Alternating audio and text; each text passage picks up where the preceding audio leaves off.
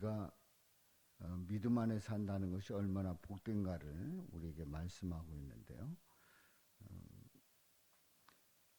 우리는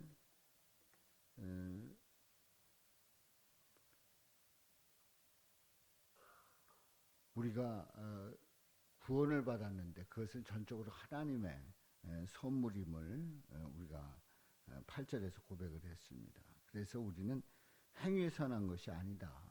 누구든지 자랑하지 못하게 합니다. 누구든지 자랑할 수가 없습니다. 자기 의로 구원을 이루었다고 자랑할 수 있는 사람은 아무도 없습니다. 자, 그렇기 때문에 11절에 있는 말씀에 보면은 너희는 그때에 육체로는 이방인이요 손으로 육체에 행한 할례를 받은 무리라 칭하는 자들로부터 할례를 받지 않은 무리라 칭함을 받은 자들이라. 자, 이 11절에 있는 이 말씀에서는 이제 예수 믿기 전에, 예수님을 영접하기 전에의 그 모습인데 육체로는 이방인이다. 왜냐하면 아브라함의 자손이 아니기 때문에 이방인이라고 이제 분리가 되어 있는 거죠. 이방인입니다. 그리고 할례를 받지 않은 무리다. 이런 칭함을 받았다는 거예요. 할례를 받지 않은 무리라고 칭함을 하는 사람들은 또 누굽니까? 바로 이 사람들은 육체의 할례를 받은 그러한 사람들로부터 이제 할례 받지 않은 무리다. 그렇게 칭함을 받았다는 거예요. 그들이 누굽니까? 바로 유대인들이죠. 유대인들이 육체로 할례를 받았고 그래서 우리는 할례를 받았는데 너희들은 할례를 받지 않았다. 이렇게 분리를 하는 겁니다. 이방인이다. 할례를 받지 않았다. 여기에 대해서 문제를 삼아요. 그때에 너희는 그리스도 밖에 있었고, 바로 이렇게 칭함을 받을 때에 너희는 어디에 있었는가? 그리스도 밖에 있었고 이스라엘 나라 밖의 사람이라. 그리스도 밖에 있었고 이스라엘 나라 밖의 사람이라. 그리고 약속의 언약들에 대하여는 외인이고 세상에서 소망이었고 하나님도 없는 자이더니. 이 사도 바울이 에베소 교회에 편지를 보내면서 바로 이 에베소 교회의 사람들에게 당신들은 어떤 존재였는가를 아주 명확하게 말씀을 하고 있는 거예요. 바로 이제 그리스도를 알지 못했던, 그리스도 밖에 있던 사람들 맞지 않습니까? 또 유대인들이 볼 때는 이스라엘 나라 밖의 사람들이고, 또 약속의 언약들에 대해서 아브라함의 그 후손으로서 이제 그 선택된 선민의 그런 백성으로서 외인입니다. 그리고 하나님의 자녀가 되는 권세를 얻는 사람들에게도 역시 예수님을 알지 못하니까 외인이지요. 세상에서 소망이 없고 하나님도 없는 자이더니. 그렇다면 에베소 교회 성도들의 그 신분이 얼마나 초라한 신분입니까? 이제 이스라엘 후손이라고 칭할 수도 없고 또 하나님의 자녀라고 칭할 수도 없고 그야말로 세상에서 소망이 없고 하나님도 없는 자입니다. 자, 그런데 이제는이라고 하는 게 뭡니까? 바로 하나님의 선물, 하나님의 선물을 받은 그 예수 그리스도를 믿음으로 말미암아 구원을 얻은, 그래서 하나님의 선물을 얻은 이 에베소 교회 성도들, 이 성도들에게 있어서 어떤 일이 일어났는가를 13절에서 말씀을 합니다. 그래서 예수 안에서 그리스도의 피로 가까워졌느니라. 그리스도 예수 안에서 그리스도의 피로 가까워졌다. 그렇습니다. 예수님의 피로 말미암아 그리스도 예수 안에서 가까워지는 그러한 일이 일어났습니다. 그래서 예수님은 누구시냐? 우리의 화평이 되신다. 우리의 화평이 되신다. 화평이 되셔서 둘로 하나를 만드사 원수된 것 곧 중간에 막힌 담을 자기 육체로 허시고 말씀하고 있어요. 둘로 하나를 만들었다고 하는 게 무엇을 둘을 하나로 만듭니까? 우리가 합칠 때에 이제 두 개를 하나로 합친다.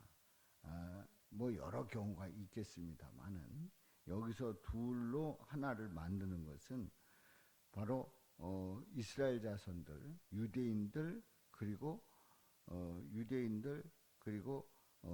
이방인들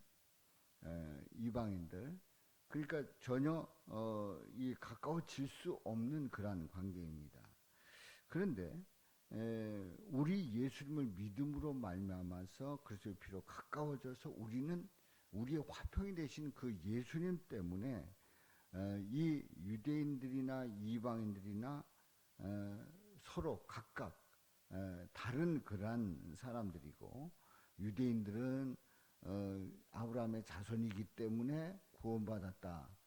선민 사상을 가지고 있었고 이방인들은 예수님과 상관없는 예수님을 믿지 않은 그러한 자들인데 예수님을 믿어서 이제 자녀되는 권세를 얻었습니다. 그런데 이 둘이 하나가 되는 그러한 역사가 일어납니다.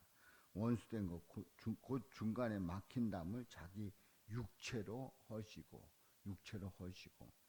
바로 이방인들이나 유대인들이나 이제 예수님께서 자신의 육체로 그 막힌 담을 다 허셔서 하나님 앞에 나올 수가 있었단 말이죠.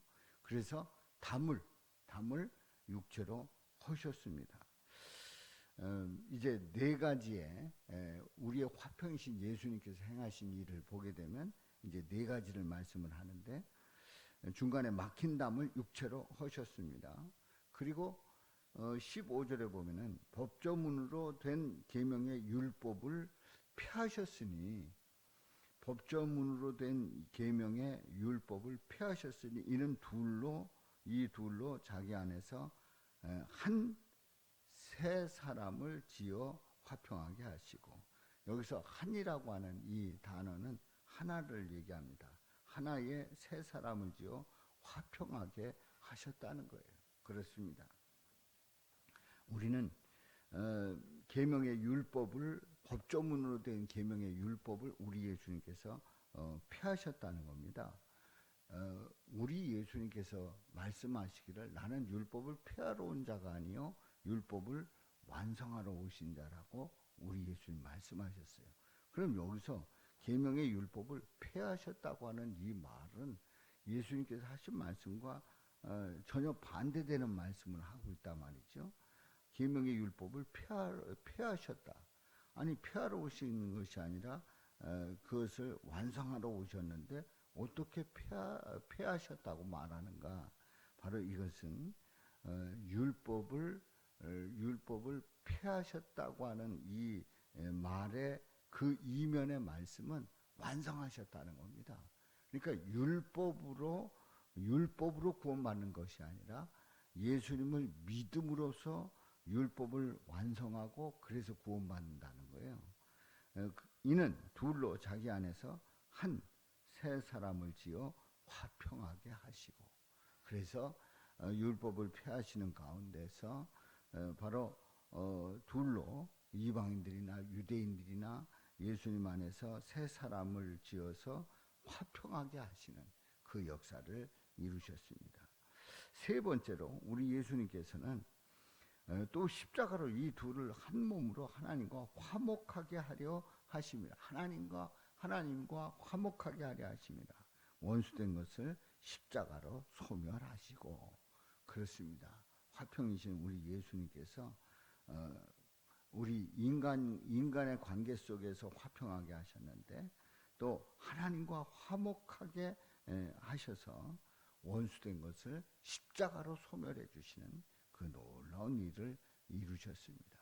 그렇습니다. 우리는 십자가로 예수님의 그 십자가에서 고난 받으시고 피 흘려 죽으심으로 말미암아 하나님과 우리가 원수되었는데 화목하게 하시는 하나님 앞에 나가게 하시는 그 은혜를 우리에게 베풀어 주셨습니다.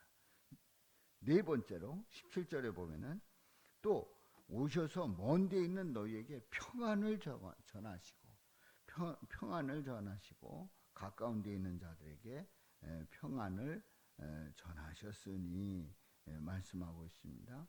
가까운 데 먼 데 있는 그런 자들 상관없이, 거리에 상관없이 예수님 안에 있다고 하면, 예수님께 나오기만 하면 평안을 주시는 그 은혜를 우리에게 허락하신 줄로 믿습니다. 그렇습니다. 오늘 이 에베소서에 있는 이 말씀을 통해서 우리가 분명히 깨닫는 것은, 그는 우리의 화평이신지라. 화평이신 우리 예수님께서 막힌 담을 자기 육체로 허시고 새 사람을 지어서 화평하게 하시고 또 하나님과 화목하게 하시는, 그래서 원수된 것을 십자가로 다 소멸해 주시고 그리고 가까운 데 있는 또 먼 데 있는 그 모든 사람들에게 평안을 주시는 그 놀라운 은혜를 허락해 주셨지요. 바로 이 은혜를 우리는 누리면서 살아갑니다. 그래서 18절에서 말씀을 합니다. 이는 그로 말미암아 우리 둘이 한 성령 안에서 아버지께 나아감을 얻게 하려 하심이라. 유대인이나 이방인이나 모두가 다 예수님을 믿음으로 말미암아 한 성령 안에서 아버지께 나아감을 얻는, 아버지께 나갈 수 있는 그 은혜를 입게 된 것이지요. 예수님의 이 놀라운 사역 앞에 우리는 늘 감사하면서, 우리 주님께서 우리를 화평케 하셨음에 늘 감사하면서, 우리가 가장 우리가 중요하게 고백하는 것은, 하나님과 우리가 원수되었는데 화평케 하셨다 말이에요. 하나 되게 하시는, 화목하게 하시는, 그래서 원수된 것을 십자가로 소멸해 주시는 그 은혜가 오늘도 넘쳐서 오늘도 주님의 그 은혜와 사랑 가운데서 화평케 하시는 그 주님의 그 사랑 가운데 평안을 누리는 우리 모든 성도님들 되시기를 주님의 이름으로 축원합니다. 기도합니다.